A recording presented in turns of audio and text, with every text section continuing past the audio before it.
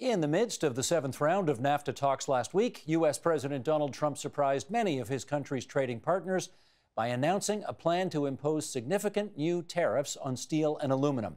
It's just the latest in what's become an unpredictable and noticeably less open approach to trade from Canada's biggest trading partner. Joining us now on what it all means for Canada and Ontario, in the nation's capital, Sarah Goldfeder. She is formerly a special assistant to two U.S. ambassadors, now a principal at the Earnscliffe Strategy Group. And here in our studio, Ken Newman. He's National Director for Canada at the United Steelworkers Union, and Brian Milner, freelance business and economics writer and contributor to the Globe and Mail. And it is, Brian, good to see you again. We just had you here a few weeks ago. Ken, it's been ages. Great to have you back. Thank you. Sarah, I think for the first time, nice to have you on our program this evening as well. Brian, let me get you into this right off the top here. We are seeing significant signs now of an altered trading relationship with our most important trading partner. What are we to infer from all of this?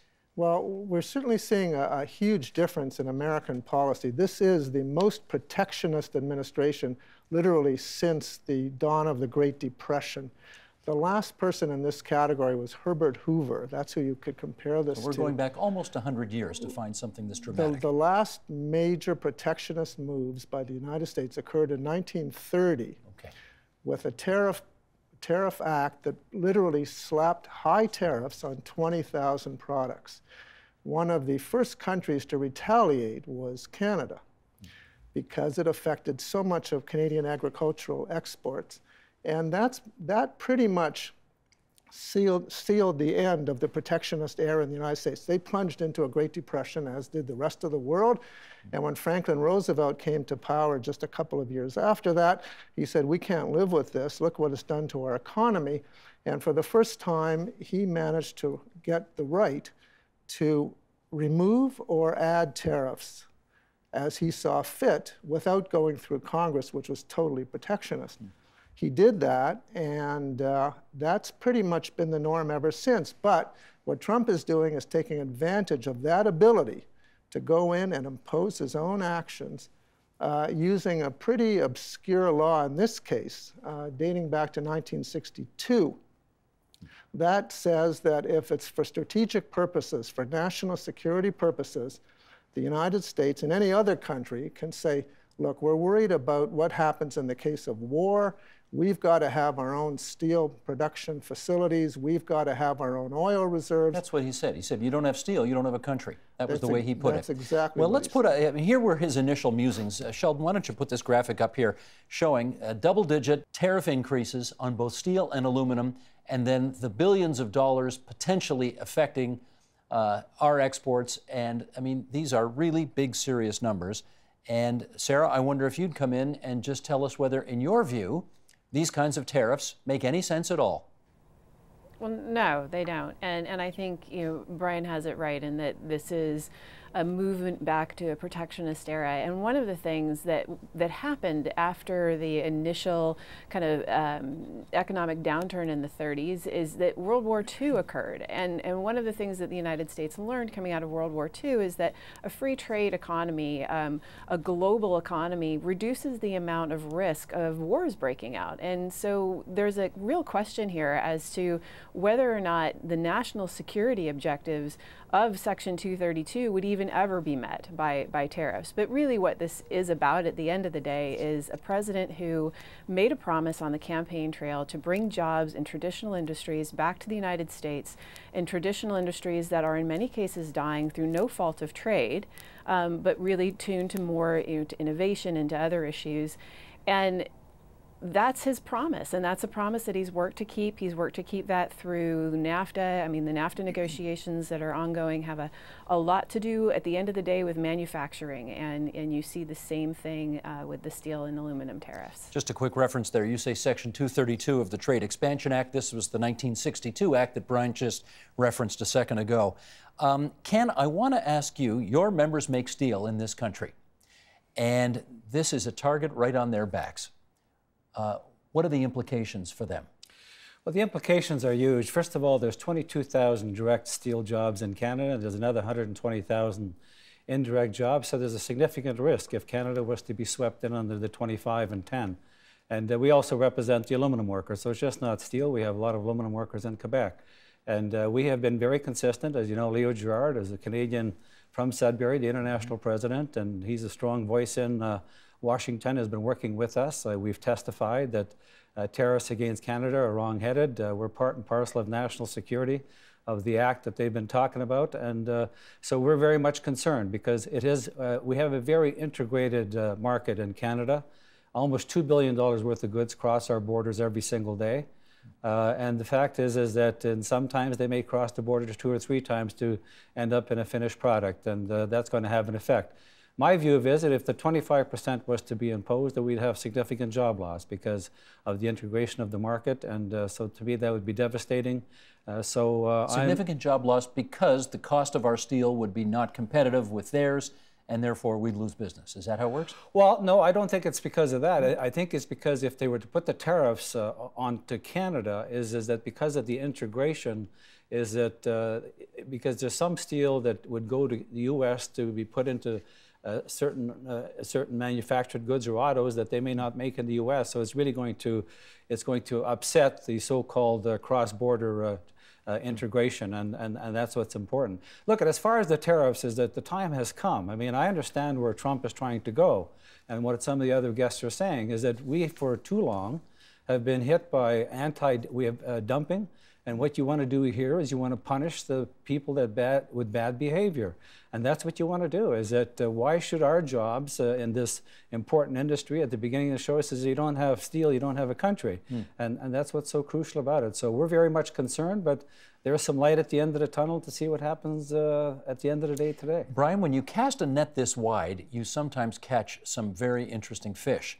And one of the fish that's going to be caught, I gather, in this case, I don't know, do you represent Esser Steel in Sault Ste. Marie? Yes. You do? Yes. So his guys in Sault Ste. Marie, I say guys generically speaking, they make the steel that defends American soldiers overseas in war zones on Humvees, because it's apparently the best stuff, and it's the Department of Defense has that contract. Do you think Donald Trump has any sense about, in casting his net so broadly, how he's making things difficult for even his own people? Well, he may slowly be figuring that out because the Defense Department wasn't told in advance that he was going to do this. The State Department wasn't told, and the Treasury Department wasn't told. In fact, nobody in Congress was told about this. It sounds like, in fact, he announced it on a whim.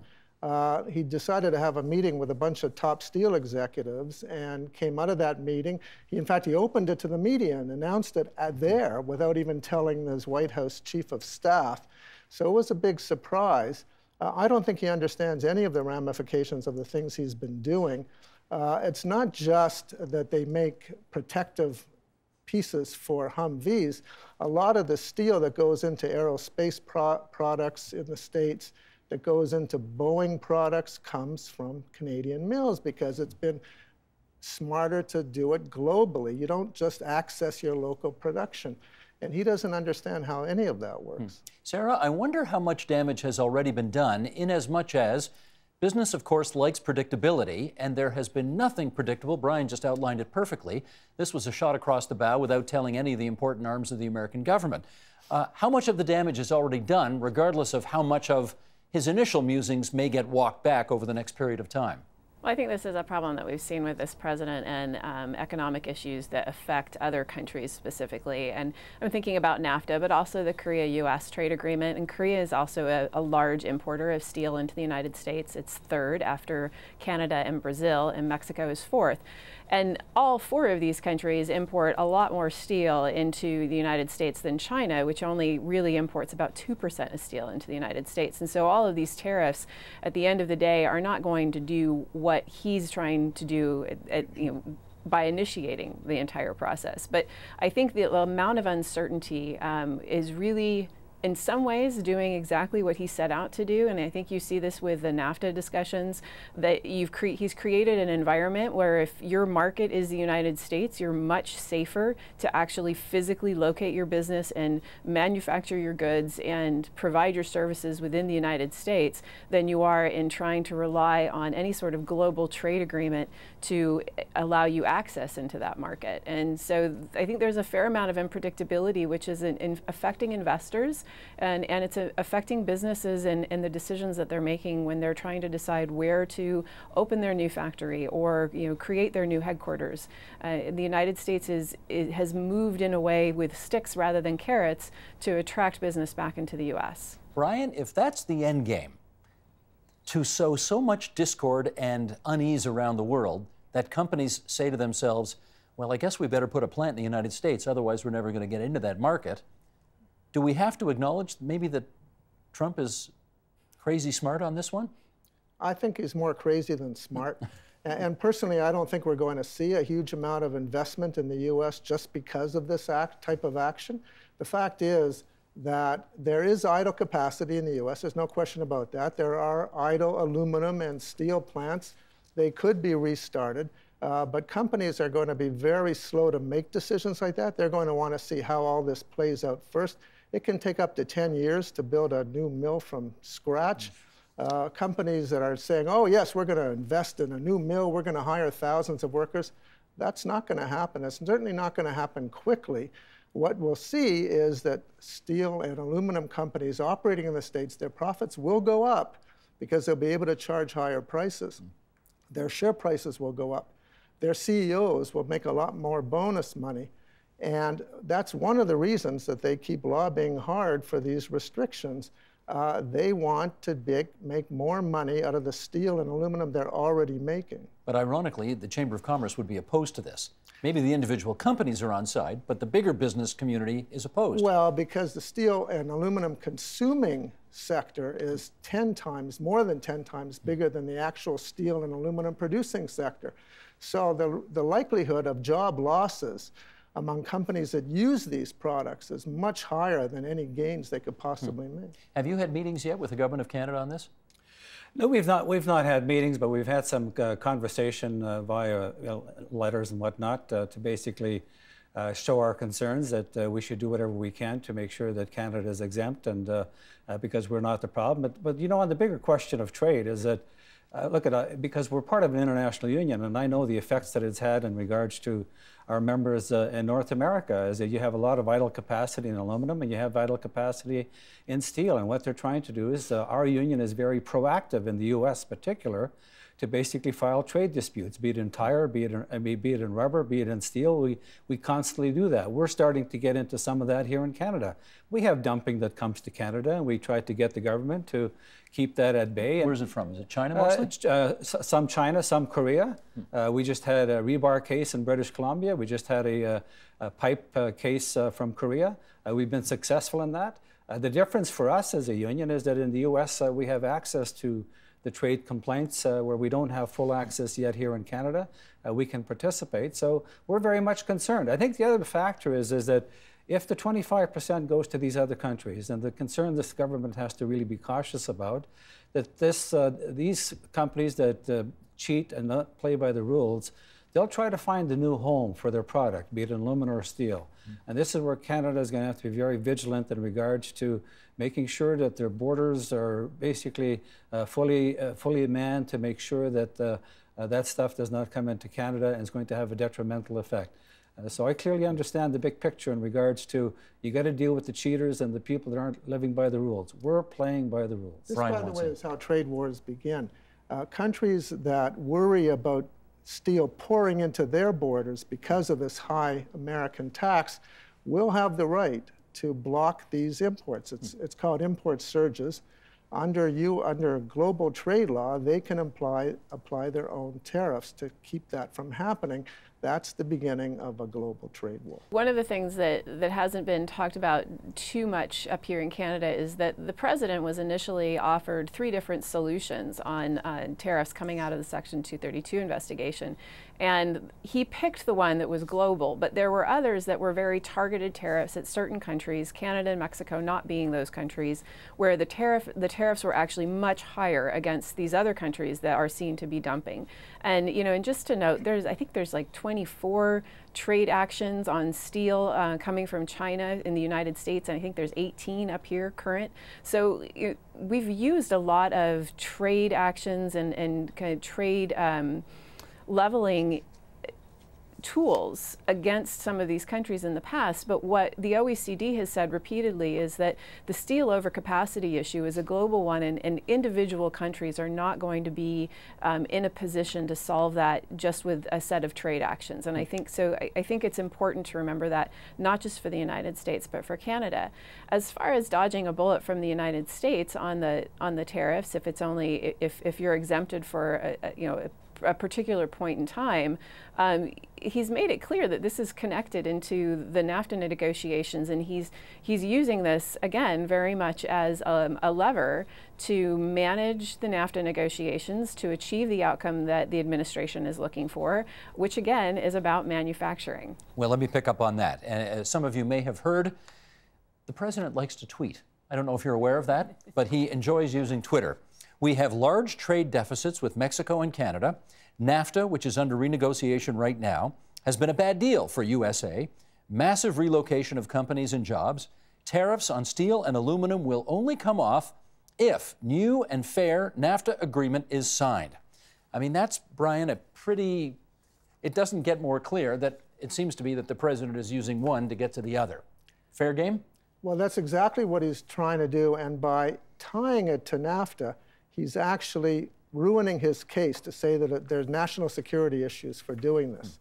You cannot tie an action you take supposedly to protect your military interests to a trade agreement. It's just impossible to do.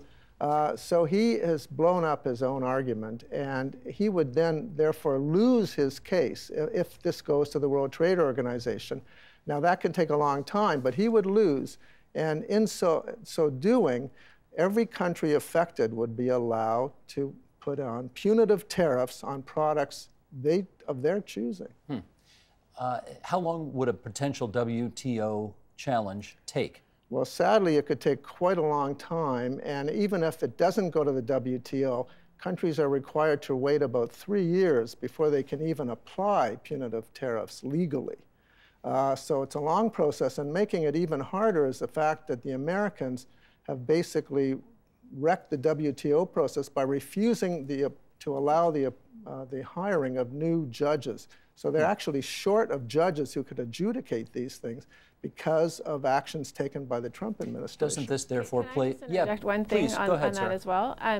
Because I think the other thing that's important to acknowledge is that there's a high probability of, if the WTO made a decision that was counter to the United States interests, I think there's an open question as to whether or not the United States would remain in the WTO. And if they did not, that would kind of provide some fundamental damage to the foundation of the global trading cycle the global trading infrastructure that we take for granted right now. Doesn't that presumably happen, though, either in a second Trump administration or under a new president's leadership, if all of this rolls out over the many years it sounds like it's going to take? There's a high potential that this is going to be a second-term president. His approval ratings kind of fluctuate quite a bit. They're not looking good today, but a week ago they looked pretty good. And so I think there's a fair argument that he will have a second term. And I think that the United States arguments with WTO have been something that has been tied completely into the economic benefits that the Americans, individual Americans, reap from international trade. So just like up here in Canada, if you can't solve that problem, then I think that you have to relook the entire system.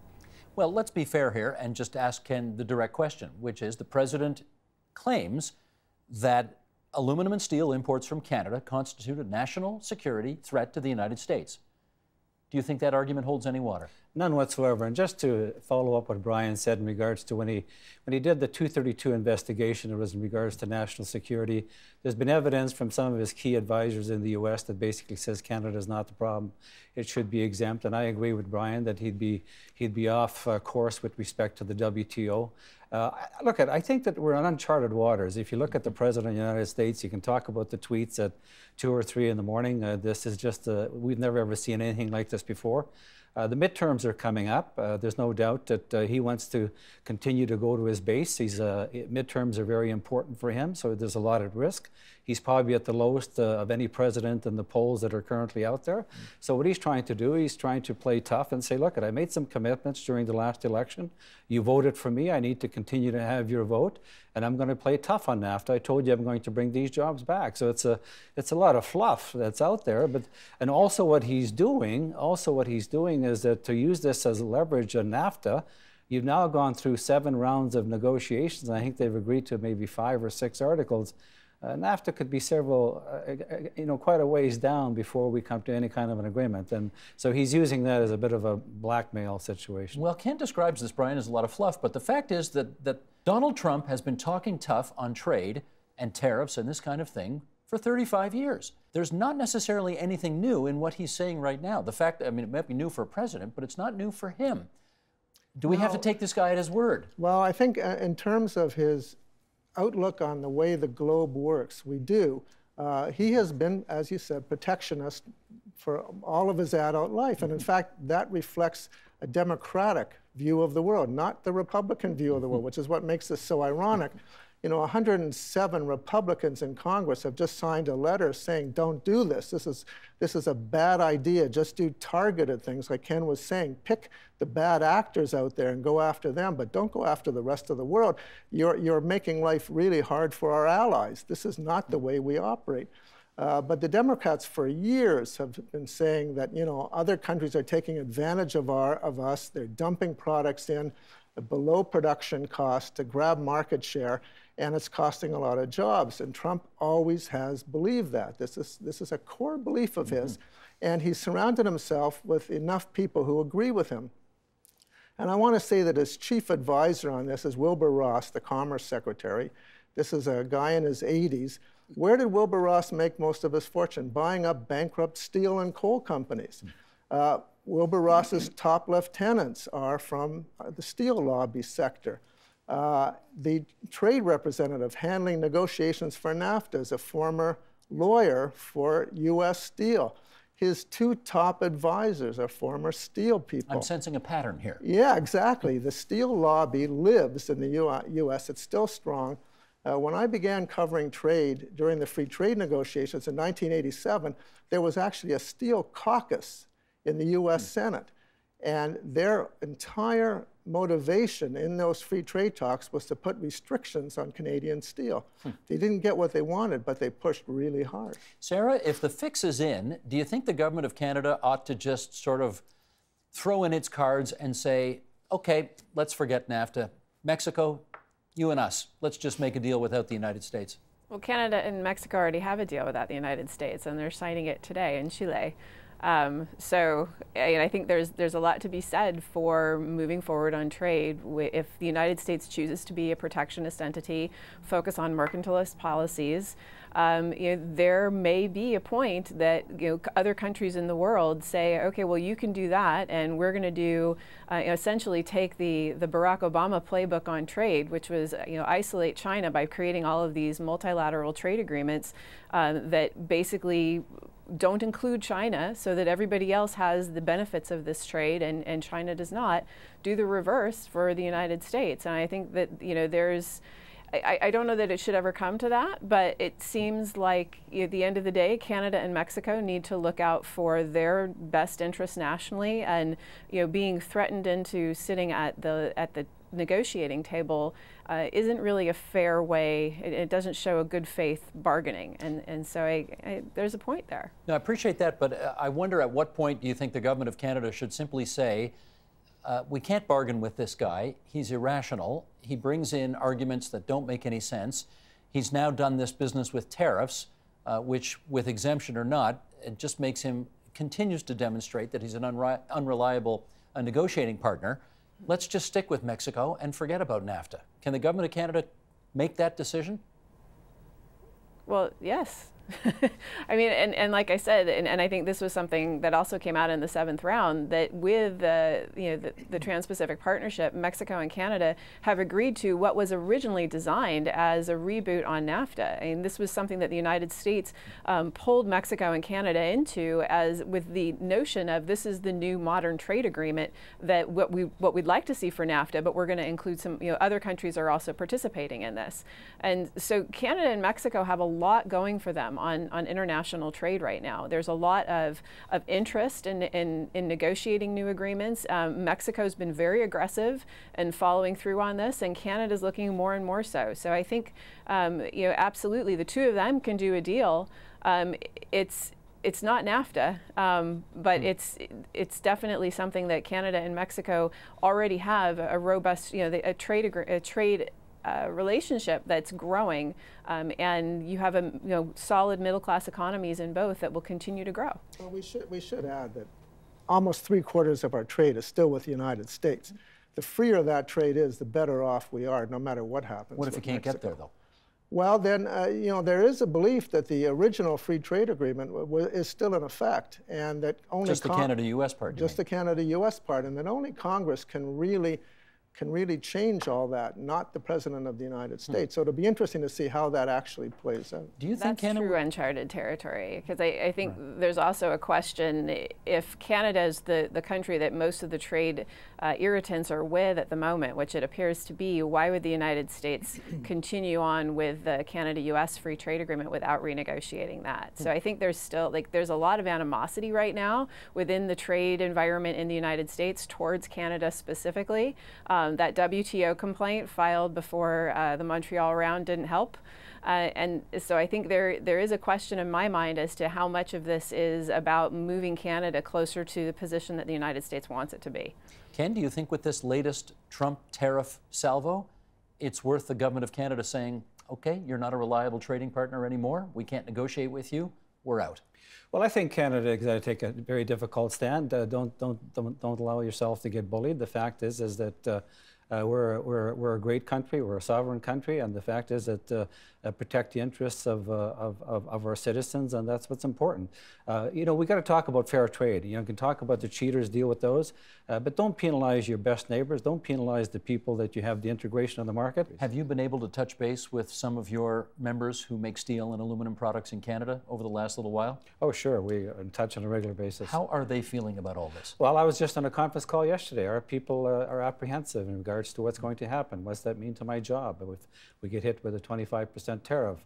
We've been trying to get from the employers of how much, what's the potential effect on loss of jobs. The difference here is that we no longer have a Canadian steel company. They're all foreign owned. A lot of the companies that we're talking about, they operate facilities on both sides of the border. So if you take Everaz out of Saskatchewan, they have a facility in the U.S., you take ArcelorMittal, you take SR, all those companies are foreign owned, and so they have, we have members on both sides of the border, and there's a lot of capacity. I know that U.S. Steel just announced they're going to bring 500 jobs back in one of the facilities. You take the aluminum smelters. I mean, I know the aluminum smelters, they're down to 3 operating aluminum smelters, and they're not even running at full capacity. We have the members in Quebec, a lot of Rio Tinto. And that's a big concern. 48% of exports come from Canada on aluminum, and the other thing, it's also got a good footprint. I mean, if you look at the aluminum that's made in Quebec, it's clean hydro, and so it also has the environmental impact as well. By the way, the hydro advantage is something the Americans, Alcoa certainly produces in Quebec, but Americans operating in the States don't have that electricity advantage. And cheap electricity is the key to aluminum production, so they're never going to be able to make aluminum cheaper than Canada. Just to follow up on the NAFTA situation, Sarah, I think we all remember well back in the late 1980s that Canada made, at that time, with Brian Mulroney's government in power, a kind of strategic retreat in negotiating with the Americans. Simon Reisman, our negotiator, got up and left and basically said, this is off, this is not going to happen. With the fullness of time, we discovered that it was a strategic withdrawal and it wasn't the end of everything. Right. How about playing that card now, given what the Trump administration is doing on tariffs?